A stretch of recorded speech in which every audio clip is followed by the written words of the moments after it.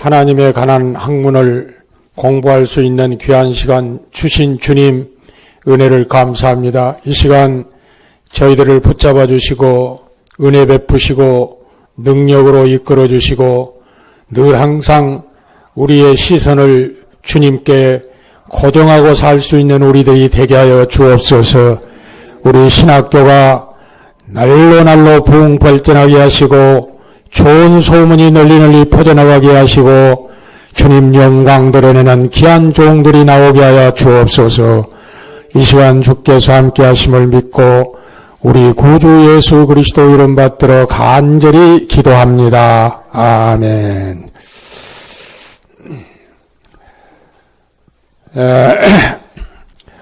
오늘이 우리 주님이 고난받으신 날이네요. 항상 이때만 되면 우리가 참 우리 예수님의 십자가의 고난을 생각하지 아니할 수 없죠. 그런데 우리가 열 십자만 보면은 십자가 하는데 그것도 우리가 신학을 공부한 사람들은 조금 그 수정을 해서 이 얘기를 한 것이 좋아요.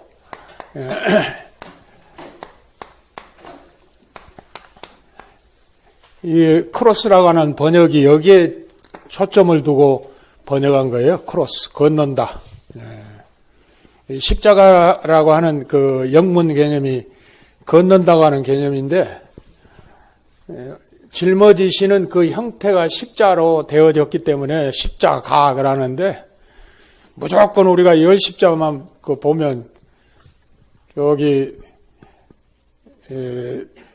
적십자, 뭐 그것도 우리가 십자가로 그렇게 얘기를 하는데 이 가짜는 그냥 우리가 함부로 붙일 수가 없는 참 경건한 단어입니다. 그래서 그 죄인들이 하나님께로 건너가는 교각이 바로 이 십자가입니다. 그래서 이 가가 건널 가짜인데 그래서 가에 중점을 두고 영어로 그렇게 번역을 한 것입니다. 크로스라고. 그래서 크로스라고 하는 말은 엄밀하게 따지면은 십자가라고 하는 말이 아니고 그냥 건넌다는 그런 표현이 되겠습니다. 건넌다. 그래서 우리가 이 열 십자는 그냥 십자형, 십자입니다.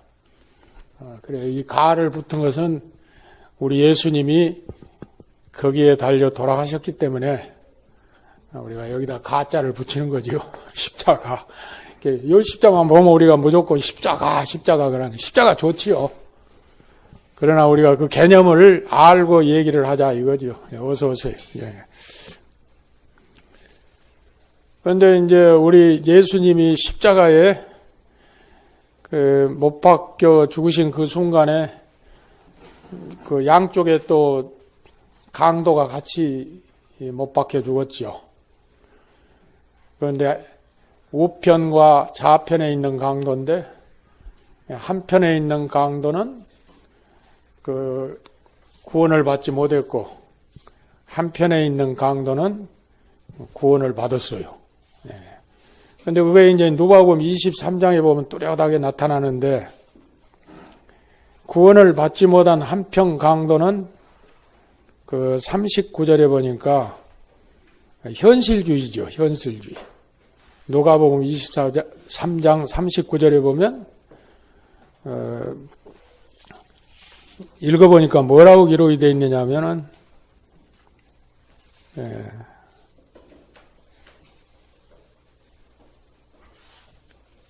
다른 행악자 중 하나는 비방하여 이르되 내가 그리스도가 아니냐 너와 우리를 구원하라.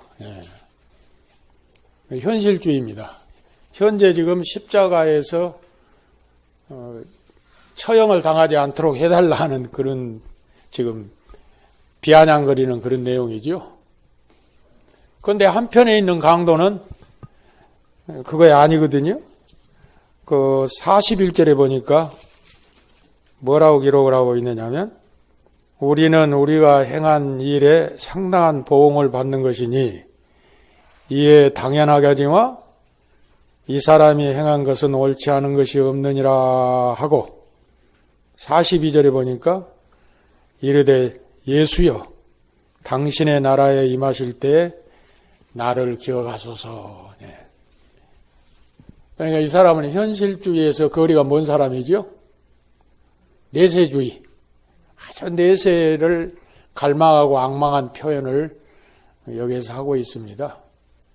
그러니까 이 죽음을 앞두고 죽음 직전에 이들의 그 고백하는 고백의 내용이 천양지차이죠. 하나는 끝까지 반성할 줄 모르고 예수님을 비방하고 그 비방하는 가운데 그럼 네가 하나님의 아들이면 우리를 십자가에서 처형당하지 않도록 지금 해달라. 아주 좋은 거죠. 지금 해달라고요. 현실.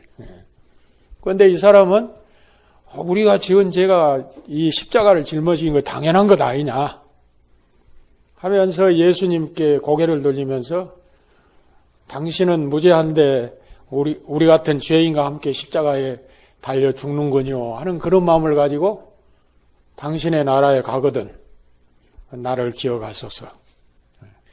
천양지 차이죠. 그러니까 이 사람은 이제 너는 나와 함께 낙원에 이르리라. 구원을 받는 거죠. 그런데 이 한평 강도가 이렇게 내세를 추구하고 있는데 내세를 추구한 이 한평 강도는 뭐 세례받은 일도 없고 뭐 교리 공부한 일도 없고 아무것도 모르고 예수님만 아는 거예요. 예수님만. 그래서 우리가 깊이 알아야 될 것은 뭐 교리가 구원 주는 것 아니고 뭐 다른 부서적인 것이 구원 준 것 아니고 이렇게 이 한평 강도처럼 당신의 나라에 가면 나를 좀 기억해 주십시오. 이 진정한 그 내세 추구적 고백이 토로될 때 예수님의 못 박혀 죽으신 우리 예수님의 신금을 울리게 되는 거죠. 그래서 그를 불쌍히 여기시고 우리 예수님께서 너는 나와 함께 낙원에 이르리라. 글자 그대로 수지 맞는 역사가 말 한마디에 나타난 거죠. 그런데 이 말 한마디 속에는 그 심령에 절여진 진정한 고백이 배든 겁니다. 그걸 보는 거죠.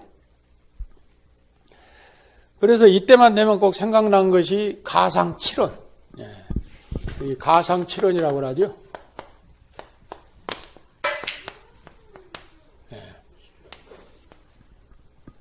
어서 오세요.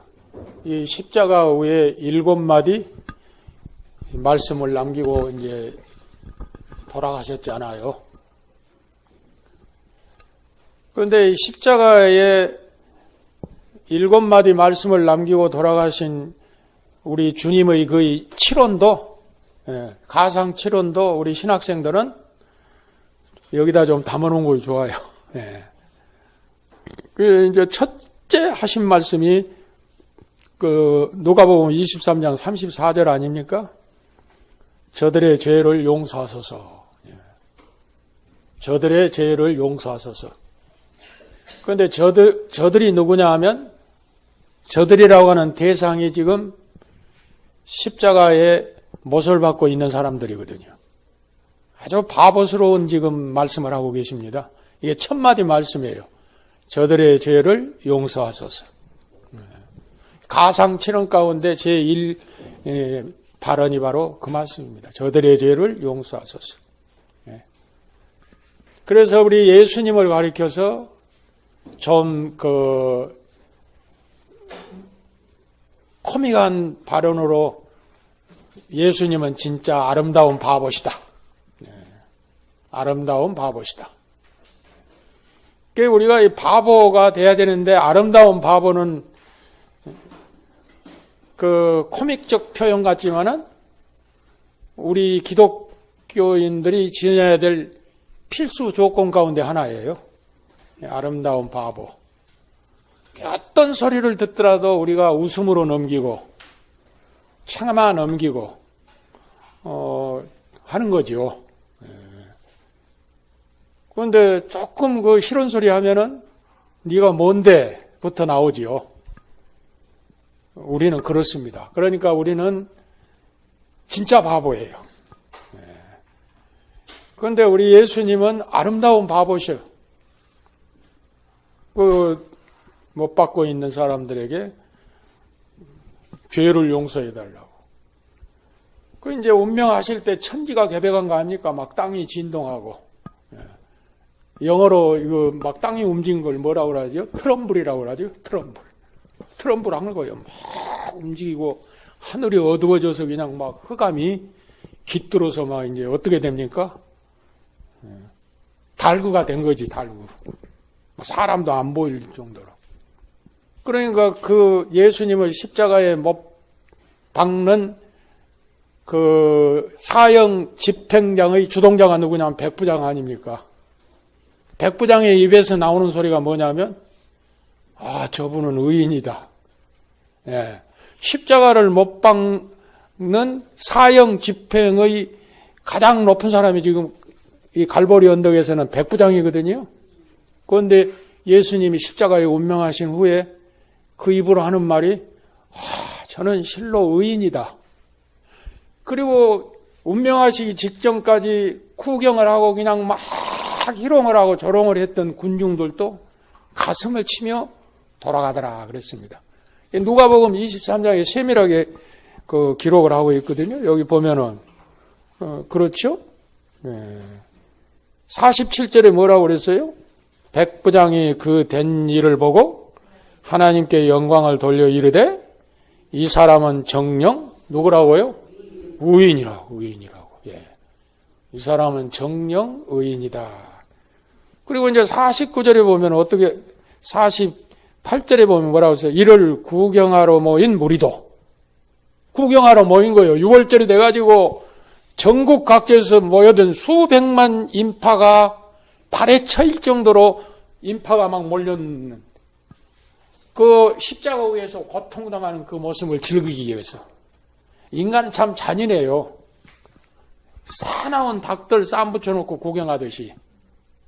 인간하고 이상해요. 그 노마가 그랬잖아요.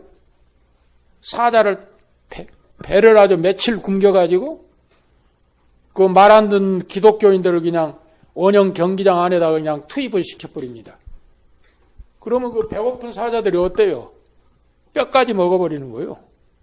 그래서 나중에는 이제 배가 부르면 나중에 살아남는 사람은 고양이가 쥐를 가지고 놀듯이 가지고 노는 거예요.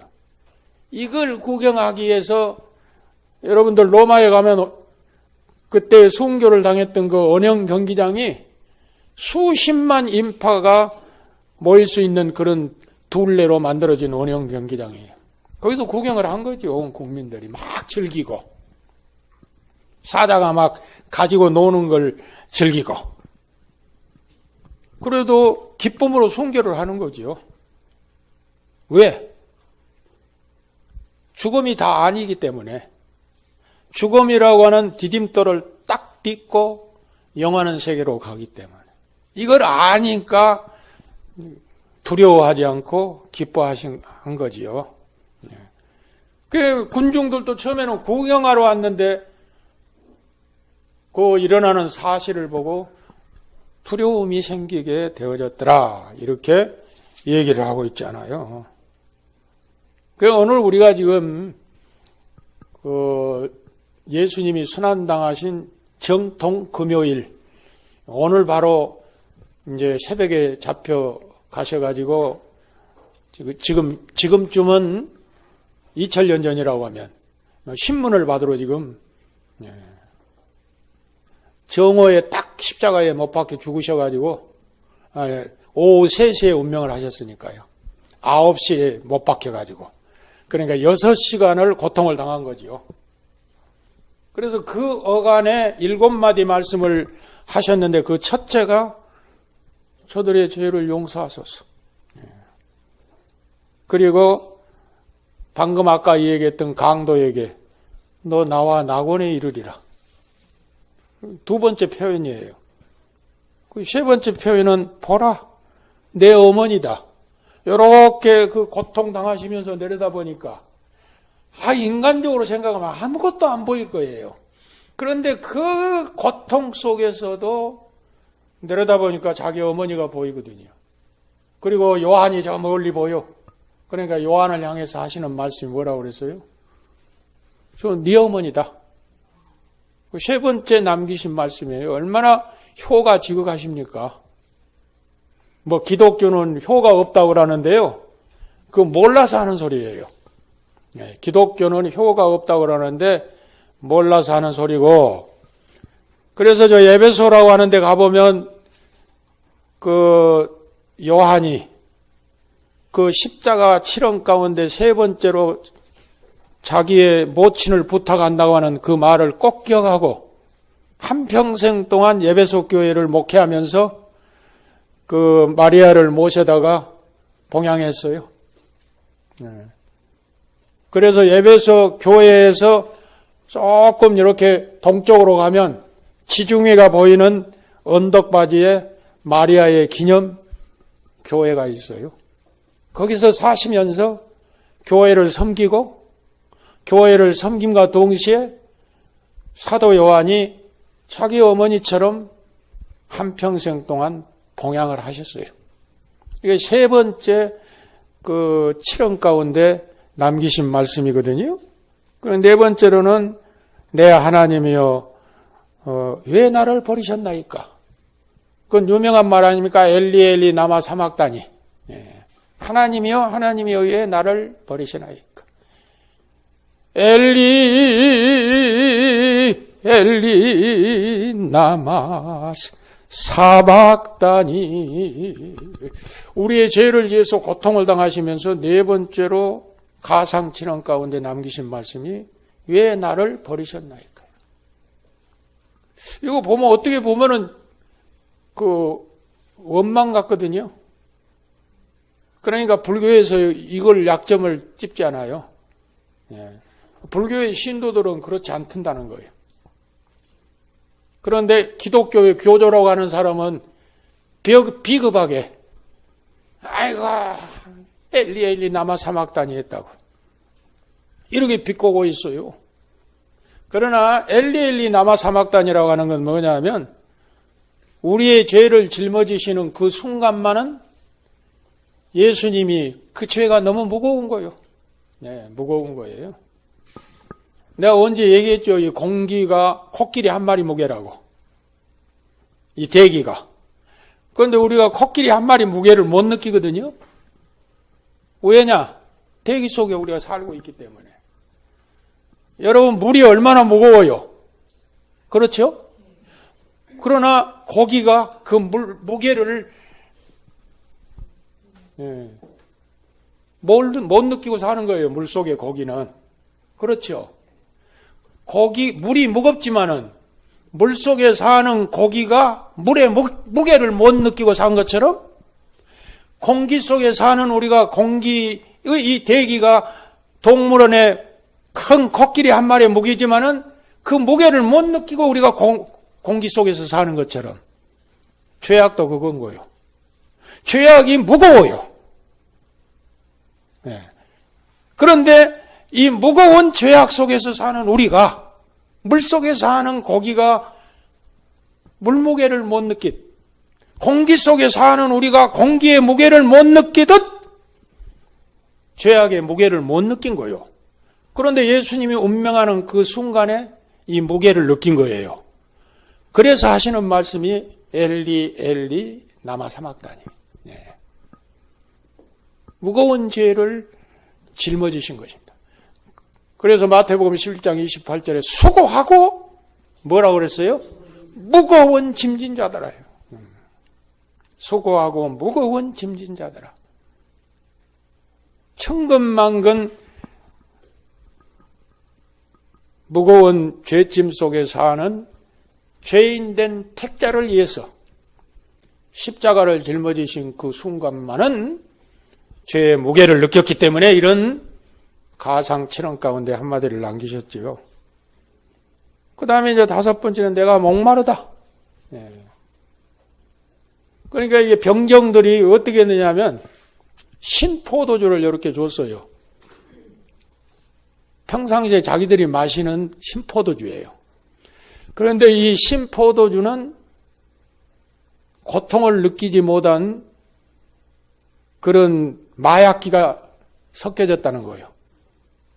그러니까 조롱을 하면서 너 그 십자가에 못 박혀 죽을 때 아플 텐데 이거 먹어봐. 그 생각하고 주는 것이 아니고 지금 비웃으면서 비꼬으면서 주는 거예요. 그러니까 예수님 거절했어요. 예. 그걸 거절한 거예요. 안 받으셨어요. 그러나 목마른 거예요. 두들겨 맞아가지고 채찍이 내가 보니까 예루살렘 가면 박물관에 있는데 요런 채찍에가 요런 갈고리가 달려서 갈고리가 요렇게 로마인들이 때리는 채찍이 이런 갈고리가 달렸는데 이 갈고리로 그냥 벗은 몸을 친 거예요.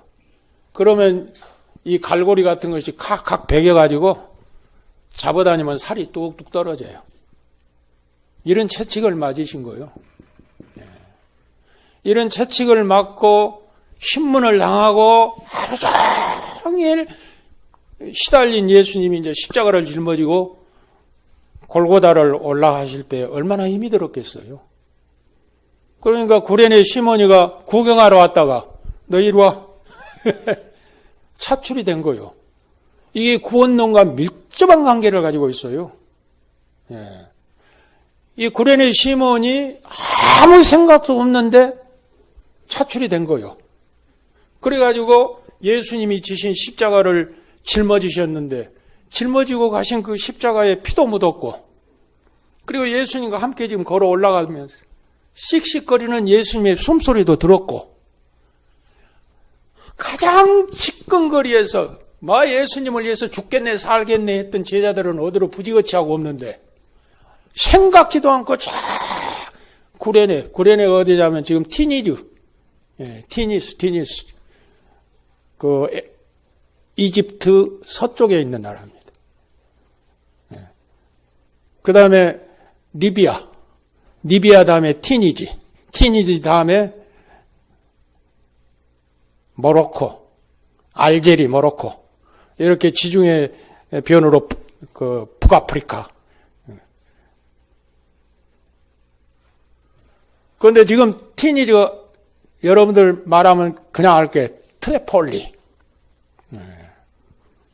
이 트리폴리 지방에서 여행비를 모아가지고 왔을 거예요. 6월절 지키러. 유대인이니까. 그런데 이 구레네 지방에 흩어진 유대인들이 많이 살았거든. 그런데 이 유대인들이 이제 그 예루살렘에 한 번 온 것이 소원이라 없는 살림에. 그러니까 얼마나 모았겠어요. 모은 돈을 가지고 쪼개서 구레네에서 예루살렘까지 온 거요. 6월절 지키려고. 그런데 갑자기 예수라고 하는 사람을 막 십자가에 못 박은다고 하니까 막 인산이래를 사람들 구경하는데 그 대열에 끼었는데 로마 병정이 차출을 하는 거예요. 이게 구원이에요. 난 아무 생각도 없는데 뽑아주신 거예요. 네. 이게 구원입니다. 그래서 십자가를 짊어졌어요. 십자가를 짊어졌는데 로마서 16장에 보니까 바울이 루포 시몬의 아들이거든요. 그러면서 그 어머니는 그럼 누구요? 시몬의 부인이지. 칭찬을 하고 내 어머니라고까지 했던 축복을 누린 것을 볼 때 우리가 참 그 하나님의 은혜는 알 수 없는 일이다. 그 다음에 이제 6번째는 다 이루었다. 그리고 7번째 말씀이 내 영혼을 아버지께 부탁합니다. 뭐 영혼을 부탁하고 말고 할 거 없어요. 예수님이 하나님이니까. 그런데 이제 육신이 하는 일은 다 이제 끝났다 이거예요. 육신이 하는 일은. 하나님이 육신을 입으셨으니까. 인카네이션 하셨으니까요. 이런 그 아름다운 대축복의 날이 바로 성금요일입니다. 그래서 이 성금요일을 우리가 퇴색을 시켜가지고 별로 뭐 금식한 사람도 없고 뭐 그렇습니다. 그러나 뭐 강요할 필요는 없지만은 이날을 우리가 생각하면서 뭐 하루라도 금식하고 그러면 얼마나 좋습니까? 이런 그 채찍을 맞아가면서 십자가의 고통을 당하신 주님을 생각하면 참 감사하고 또 감사할 수밖에 없다. 이렇게 생각하지 아니할 수 없습니다. 자, 오늘 51페이지 한번 보시면 저 밑에 중간 좀 보면은 큰 두 번째 있어요. 중생에 대해서 오늘은 이제 좀 생각해 봅시다. 중생. 예. 신학의 중심이 뭐라 그랬어요? 우리 여기 전도사님은 어디 편찮으세요? 금식하신 거요?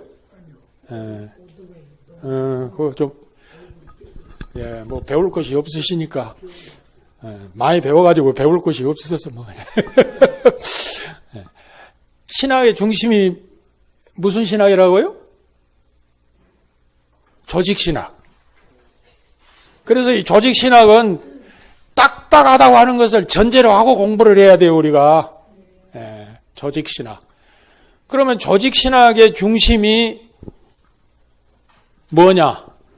구원론입니다. 예, 조직신학의 중심이 구원론이에요. 대부분 내세론과 구원론 부재에서 이단으로 빠져요. 예, 구원론과 내세론. 여기에 이단이 다 많이 빠거든요. 그래서 신학의 중심이 조직신학이고 조직신학의 중심이 구원론이고 그럼 구원론의 중심이 뭐냐? 중생이에요. 중생. 예. 중생. To be born again. 예. 자, 개인적으로 우리가 구원의 순서를 좀 애워두십시오 했는데 내가 개인적으로 물어보면 인격 모독 같고 뭐 피차 좋을 때 좋아야지. 합동으로 한번 말씀해 보세요. 구원의 순서 첫 번째가 뭐요? 말씀해 뭐요? 예? 소명. 보시지 말고. 보시지 말고. 예, 안 보고 이제, 그래, 내가 물어본 거예요. 보지 말고 하시라고. 그 다음에 두 번째? 중생. 예. 세 번째? 예? 예? 뭐? 회개? 회심, 회개죠? 회심이라고도 이제 하고. 이 회심. 예. 그 다음에 네 번째? 믿음. 다섯 번째? 칭의. 예. 여섯 번째? 성화지, 성화. 그 다음에 일곱 번째? 영화. 예. 이게 우리 이제 정통 개혁주의 그 신학의 구원의 순서 7가지입니다. 그래서 이제 한자가 좀 궁금하시면, 예. 중생,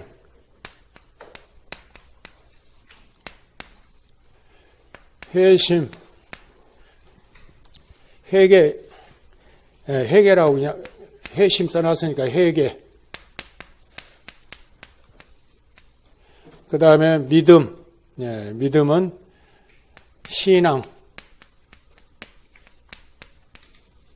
그 다음에 칭의.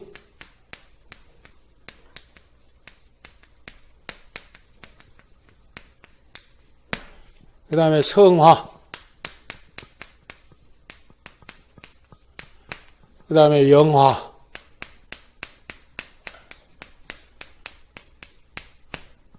예.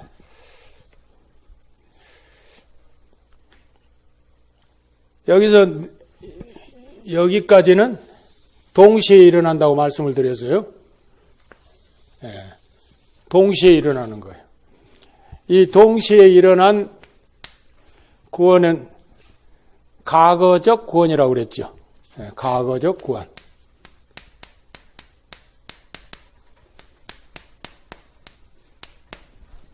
과거적 구원.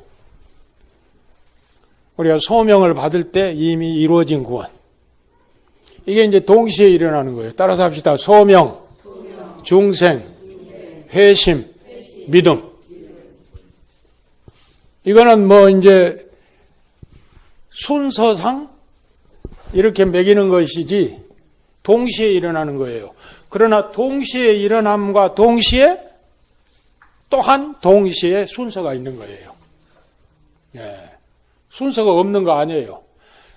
과거적 구원으로서 이 소명과 중생과 회심과 믿음은 동시에 일어나되 동시에 순서가 있는 거예요. 이걸 바꿔 생각하면 안 되고 이제 얘기하겠어요. 미안합니다. 여기까지 칭의까지 칭의까지 이걸 과거적 구원이라. 이걸 확실히 딱 짜놔야 돼요. 과거적 구원이에요. 그리고 이제 이 성화는 현재적 구원.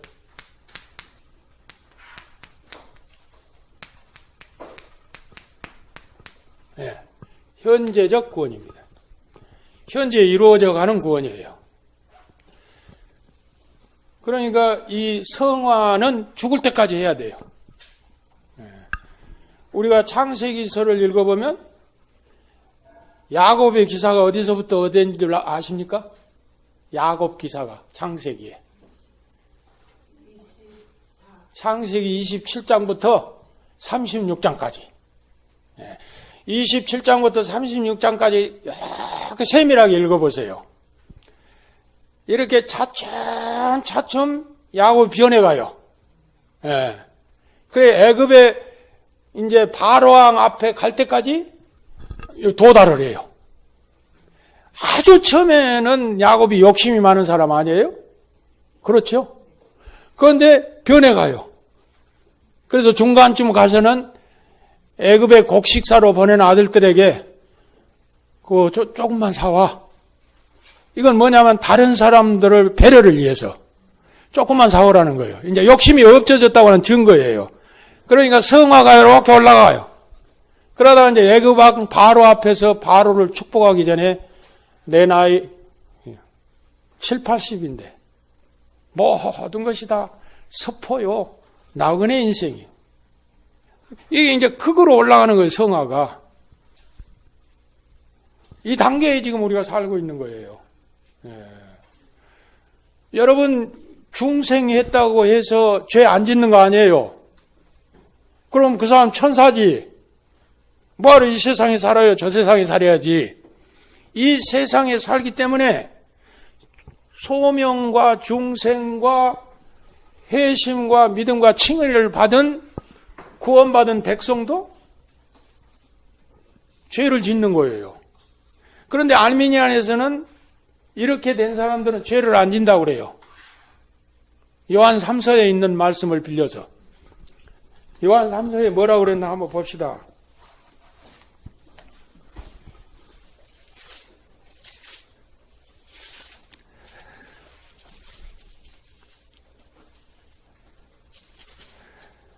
예. 우리가 여기 요한 1서 5장 보면요.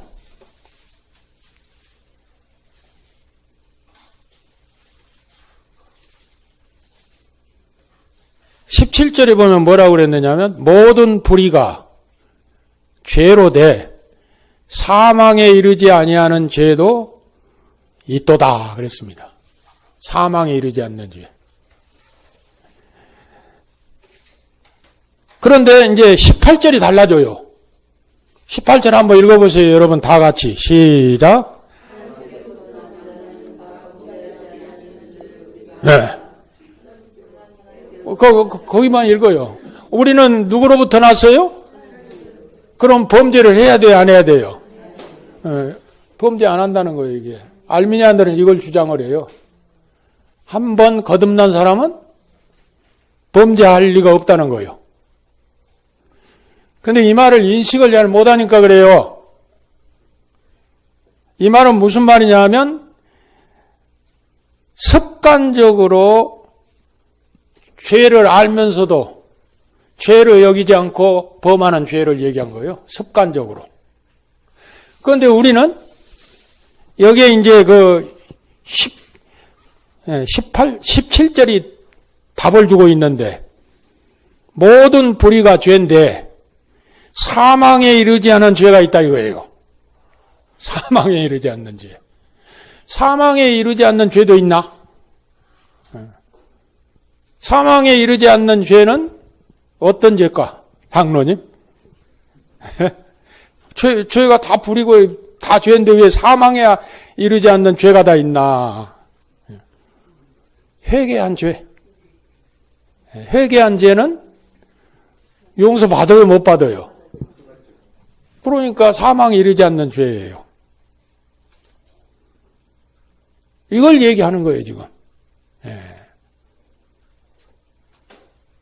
사망에 이르지 않는 죄도 있느니라.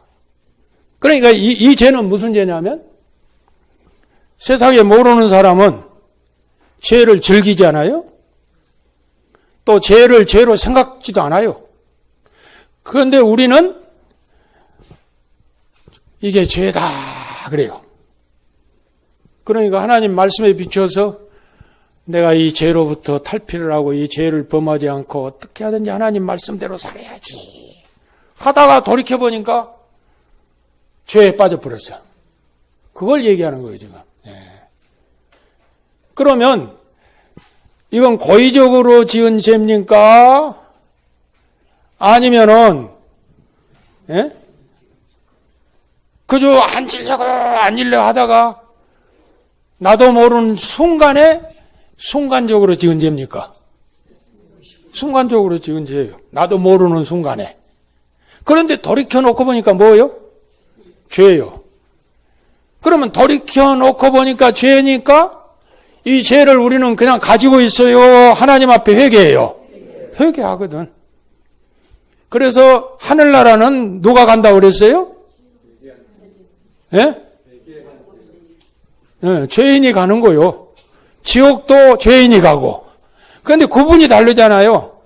지옥 가는 죄인은 회개하지 않는 죄인이고 천국에 가는 죄인은 회개한 죄인이고. 이걸 열어주신 거요. 이걸 열어주신 것입니다. 그러니까 다 부리는 죄예요. 그래서 이걸 아는 사람은 죄를 범할 수가 없어요. 그러니까 죄를 범할 수가 없다고 하니까 딱 안 범하고 사는 것이 아니라 아까 얘기했던 대로 죄를 죄인 줄 알기 때문에 안 범하려고 하다가 나도 모르는 순간에 죄에 빠져 있더라. 이걸 아는 우리는 이 죄를 하나님 앞에 회개하게 된다 이 말입니다. 그렇죠? 그런데 죄를 죄로 알면서 아이고 회개하면 돼 하고 지은 죄는 이게 될까요 안 될까요? 이런 사람이 있어요. 아이고 내일 아침에 가서 그냥 실컷 한번 소리 지르고 회개하면 되지 하고 잘못된 거거든요. 그 말이에요 이게. 그런데 알미니안에서는 이걸 오해를 하고 한 번 중생한 사람은 죄를 짓지 않는다 이렇게 가르치고 있거든요. 그러나 우리 칼빈주의에서는 중생한 사람도 죄를 지을 수 있는 가능성 속에서 살고 있다 이거예요. 죄를 지을 수 있는 가능성 속에서 살고 있기 때문에 뭐가 필요하냐? 따라서 합시다. 성화. 성화의 은혜가 필요한 거예요. 이제 앞으로 성화를 또 공부하지만. 이게 이제 현재적 구원이에요. 현재적 구원. 현재 이루어져 가고 있는 구원. 그렇죠? 그냥 남편이 뭐라고 하니까 너 그거 새벽교대 나가냐? 아이고 할 일도 많은데 신학교 나가서 뭐 하려고 나가느냐 하고 그냥 속을 긁어짓기네. 그러니까 그냥 혈압이 팍 올라가고 아무것도 생각 안 나. 하고 전철 타고 오면서 생각하니 아이고 이거 하나님 내 잘못했습니다. 우리 예수님은 자기를 죽인 사람들까지 용서하라고 했는데 이게 뭡니까? 아이고 잘못했어요. 이 생활이 계속된 거예요. 이게 성화예요. 성화. 이게 다른 거예요. 달로. 그리고 이제 이건 미래지향적 구원이, 구원이라고 할 수 있죠. 미래 구원. 미래적 구원. 이건 이제 예수님 오실 때 영화된 몸으로 예수님과 딱 만나는 순간이에요. 그래서 이걸 구원 완료라고도 이렇게 얘기할 수가 있겠죠. 구원 완료. 그래서 과거적 구원과 현재적 구원과 미래적 구원으로 우리가 분류를 하는데 7가지 그 구원의 순서 가운데 이 5가지는 동시에 일어난다고 하는 걸 머리에 담고 있고 동시에 일어나면서도 반드시 순서가 있다는 것이죠. 동시적이지만은 그러니까 동시적이면서도 순서가 있는 과거적 구원이요. 그러니까 알미니아에서는 그 내가 얘기할 때 뭐라 그랬어요? 이걸 갖다가 바꿔서 여기다가 넣는다고. 그리고 이 중생을 갖다가 칭의 자리에다 놔요. 그게 아니라 이거지요. 소명을 받은 사람이 어떻게 된 거예요? 살아야 나죠. 살아난 거죠. 살아날 때 어떻게 된 거예요, 이제? 회심이 생기는 거예요. 살아나지도 않는 놈이 그 회심이 생길 수는 없거든요. 순서상 그렇다 이거예요. 그렇기 때문에 오늘은 이 7가지 이 구원론에 있어서의 순서의 중점이 되는 이 중생에 대해서 우리가 생각을 하는 거예요. 중생. 거듭중, 살생, 날생, 거듭난다. 그래서 그 영어 성경에 보면 to be born again. 그 액센트가 born에가 있습니다. born. 자, 그러면 우리가 중생을 생각할 때 이 죄를 진단해야 되겠죠, 먼저. 그래서 창세기 3장을 여러분들이 잘 읽어보시면요. 인간 불치병이 이제 진단을 받게 돼요. 인간이 무엇인가 하는 것을 창세기 3장에서 진단을 받게 돼요. 병원에 가서 혹시 진단 받아보신 경험이 있었어요? 병원에 가서 진단 받아보신 분, 안 계신 분은 없으리라고 생각하는데, 종합검진 그 보험회사에는 나오면 경련으로 나오지요. 2년에 한 번씩. 나 몇 번 받았어요. 이걸 진단에 이제 결과가 나오면 뭐가 나와요? 처방전이 나와, 처방전. 병원에 가서 진단을 받고 그 이제 병이 발견되면 그 병에 대한 처방을 의사가 해줘요. 그래서 이 사람 건강에 대한 진단을 받듯이 인간이 무엇이냐 하는 것을 창세기 3장에서 진단을 해줘요. 창세기 3장에서 진단을 받아보니까 나와 여러분들은 어떻게 돼요? 뭐요? 만신창이가 된 죄라고 하는 병 속에서 살고 있어요. 이 진단이 나온 거요. 그러면 이제 처방전을 받아야 되는데 이 처방전이 2000년, 4000년이 걸린 거예요. 그래서 요한복음 3장에서 그 처방전이 나와요. 요한복음 3장에서. 처방전이 결론적으로 어떻게 나옵니까? 요한복음 3장 5절에 결정적인 단어가 나오지요. 물과 성령으로 거듭나라는 거예요. 이 처방전이 4000년이 걸린 거예요. 4000년이. 인류 역사상. 그러니까 창세기 3장에서 진단이 내려졌는데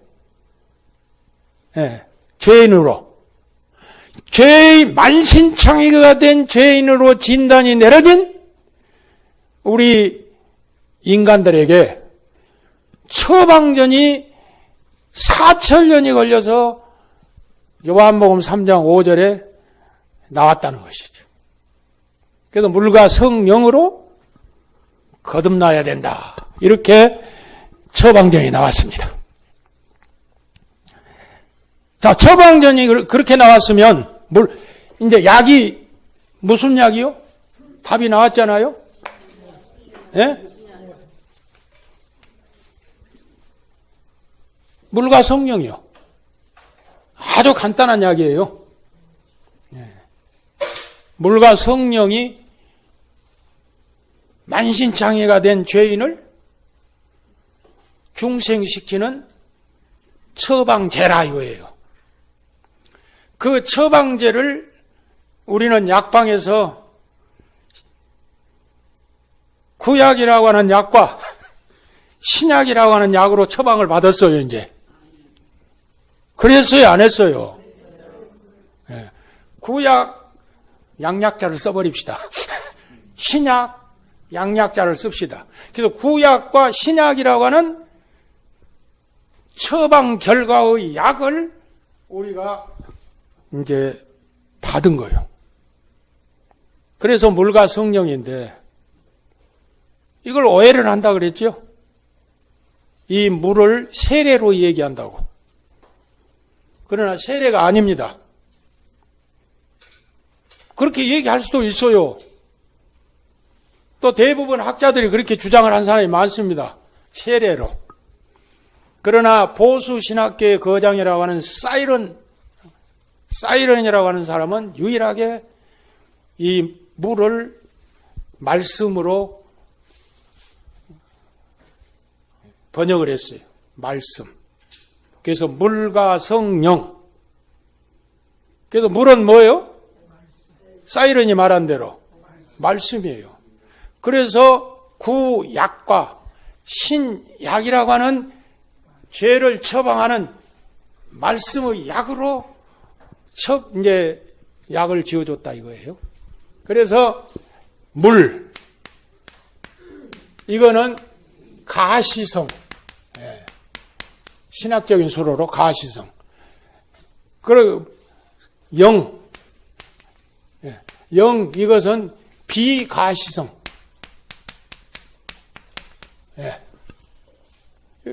그러니까 물과 성령은 가시성인 하나님의 말씀과 비가시성인 하나님의 성령. 그래서 말씀과 성령에 의해서 이제 약이 제조되어진 거예요. 그래서 말씀과 성령이라고 하는 이 약을 통해서 우리가 이제 치료를 받는데 이 치료받은 결과가 중생으로 나타납니다. 중생. 그래서 이 가시성, 말씀. 그래서 그렇게 연결을 하고 있어요. 창세기 1장 2, 3절에 하나님의 신이 그 수면에 운행하셨다. 수면. 물수. 물 위에 운행하셨다. 그러니까 물 위에 운행하신 성령이 물 위에 운행하신 성령이 그 물을 가시성인 말씀으로 번역을 할 때 그는 곧 물 위에가 아니라 무슨 위에? 말씀 위에 성령이 이미 창조 때부터 운행하셨다. 그 말씀이 요한복음 1장 1절에 어떻게 됐어요? 창조하신 예수 그리스도라. 그래서 요한복음 1장 14절에 그 말씀이 곧 그거요. 그러니까 말씀과 성령이라고 하는 이 약을 통해서 우리를 살려내고 이제 중생을 시켰는데 이게 이제 구약에 깔려 있어요. 또 구약 창세기 15장에 보면 창세기 15장에 보면 햇불 언약이라고 하는 거 있습니다. 햇불 언약.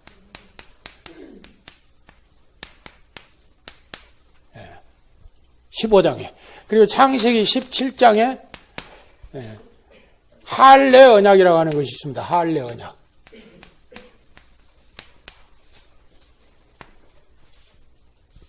그럼 15장의 햇불 언약은 이거는 무슨 언약이냐? 이거는 땅 언약이에요. 땅 언약. 그래서 이 땅 언약인 햇불 언약을 무슨 언약이라고 하느냐?